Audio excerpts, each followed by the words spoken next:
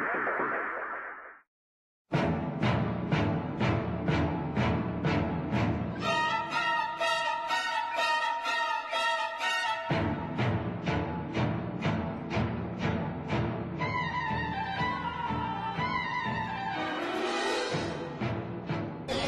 kalau tidak ada piket, sama terus terang aja sudah berulang-ulang kali warga kebun sayur diteror dengan secara paksa, datang secara tiba-tiba. Karena kan saya rakyat kecil, juga terkucil, mau dikucilkan. Rakyat takut, ditakut-takuti. Satu keduanya, rakyat susah masa ya mau dibikin susah.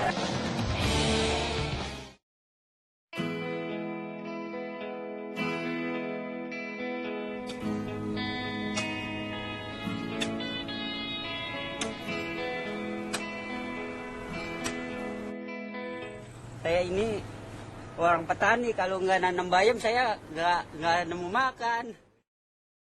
Jadi kalau ini digusur, saya mau tinggal di mana? Anak bini saya, anak saya yang sekolah ini. 20 tahun zaman Pak Harto. Nah, situ katanya ini mau digusur. Tapi saya ini mau pindah kemana?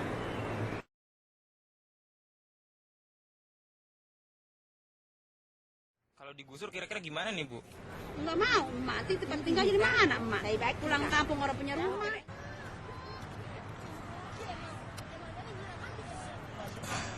Dilakukan sebuah langkah ataupun cara yang konkret, solusi yang tepat untuk menyelesaikan persoalan-persoalan kemasyarakatan hari ini, sehingga tidak ada lagi yang tercederai secara ekonomi, sosial, politik, dan juga tidak ada lagi masyarakat yang miskin secara moral dan juga material. Ya, merawat empang udah puluhan tahun, saya dari 92 udah di sini, Pak. Sedangkan saya sehari-hari ini ternak ikan. Ya bila mana kalau ada digusur, ya saya mau nyari makan di mana lagi. Sedangkan saya cuma satu-satunya yang kita punya ini. Nah, tolong beliau-beliau yang di DPR memperhatikan kami agar nasib kami ini bisa diperhatikan.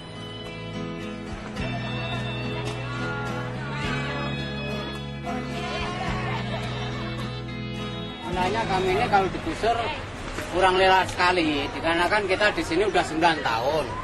Terus anak-anak ini mau cari pekerjaan memang di Jakarta susah sekali, Pak. Bagaimana kalau andaikan terjadi digusur, apakah kira-kira pemerintah itu bisa mengusahakan lapangan kerja atau tempat seperti ini? Soalnya saya kurang lebih itu sudah 9 tahunan, Pak, di sini. meninggalkan tempat ini, nasib kami, rakyat kami gimana nantinya? Tolonglah pemerintah pikirin nasib rakyat kami ini yang kecil ini, tolong dipikirkan. PRP masuk ke sini mengadvokasi, kemudian mendampingi masyarakat, bagaimana masyarakat di sini bisa sedemikian rupa menjadi satu kekuatan, kemudian mereka bisa menunjukkan bahwa mereka hari ini adalah ditindas dan mereka harus melawan terhadap penindasan yang dilakukan oleh negara.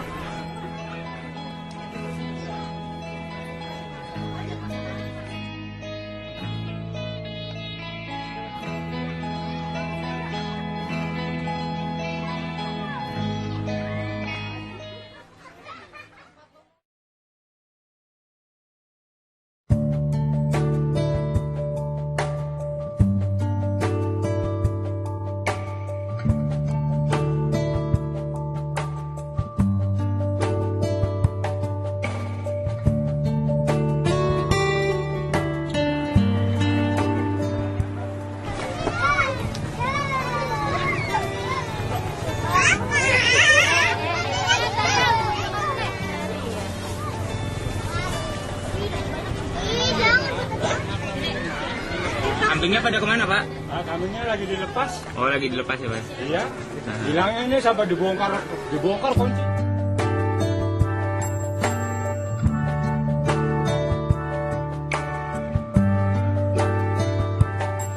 Ya di sini juga kata lain hangat, kata tentram, dikarenakan di sini digoncang-goncang digusur. Mudah-mudahan buat pemerintah jangan digusur, ini harus mengertiin masyarakat susah. Butuh pendidikan, butuh perhatian, butuh pertolongan dari bapak-bapak.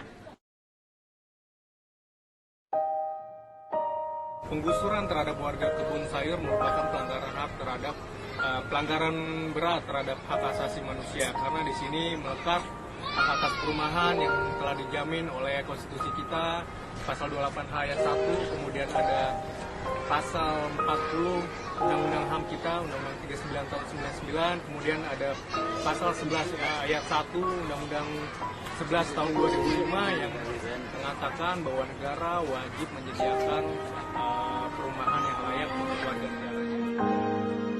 Hak atas perumahan ini merupakan hak yang utama dalam hak ekonomi sosial budaya, karena melekat di dalamnya itu hak-hak yang lain. Misalnya di sini ada hak atas pendidikan juga, hak atas identitas, dan hak atas kekayaan.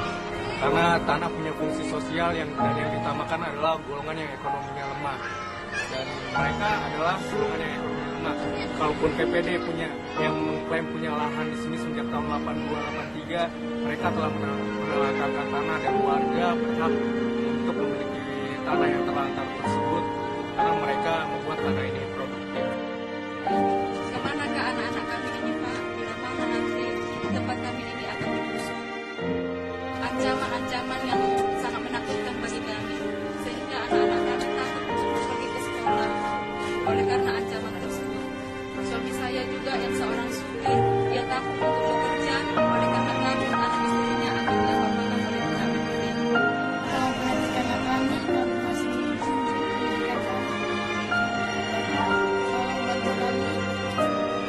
kalau kami digusur dari tempat ini, kami tidak akan bisa bersekolah lagi. Saya Durajaki Ayah, ketua dari tim 9 perwakilan warga Ciracas, Kebun Sayur Ciracas. Di sini saya mewakili warga, sebab saya melihat di sini banyak sekali warga yang telah bertempat tinggal di sini hampir sekitar 5-20 tahun lebih ya. Lalu di samping itu juga di sini hampir sebagian besar warga itu warga kurang mampu. Dan jumlah kakak yang ada di sini itu kurang lebih 300 kakak, dan jumlah warga di sini ada 1.200 warga. Di samping itu juga kami menempati lahan ini memang sudah lama sekali, dan tadinya tempat ini adalah hutan bukar, lalu dimanfaatkan warga karena kami lihat ini banyak tanah terlantar dianggap, lalu warga menggarap tanah ini menjadi lahan kebun sayur. Ya, harusnya pemerintah berterima kasih kepada warga yang ada di sini, sebab tanah yang tadinya tidak produktif menjadi lahan produktif, dan kebun sayur ini sendiri warga sini sudah memberikan kontribusi yang baik pada warga Jakarta, dan mereka mendistribusikan sayur yang ditanam di sini baik ke pasar induk maupun pasar-pasar di sekitar Jakarta. Jadi untuk itu kami harap pihak pemerintah punya hati nurani, sebab di sini juga banyak anak-anak kecil yang masih sekolah. Ya, di samping itu juga bapak-bapaknya bekerja di sini.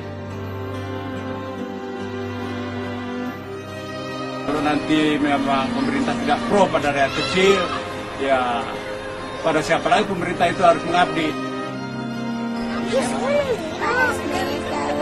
Bantu kami biar tidak digusur. Membela anak-anak.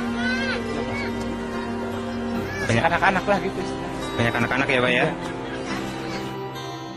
Sediakan perumahan yang layak, kemudian sediakan pekerjaan, sediakan pendidikan. Tidak ada yang tidak mungkin menurut kami, karena ketika kita bicara hati nurani apapun bisa dilakukan. Bagaimana membangun tatanan sosial yang sejahtera, masyarakat adil dan sejahtera, implementasi dari sosialisme di Indonesia.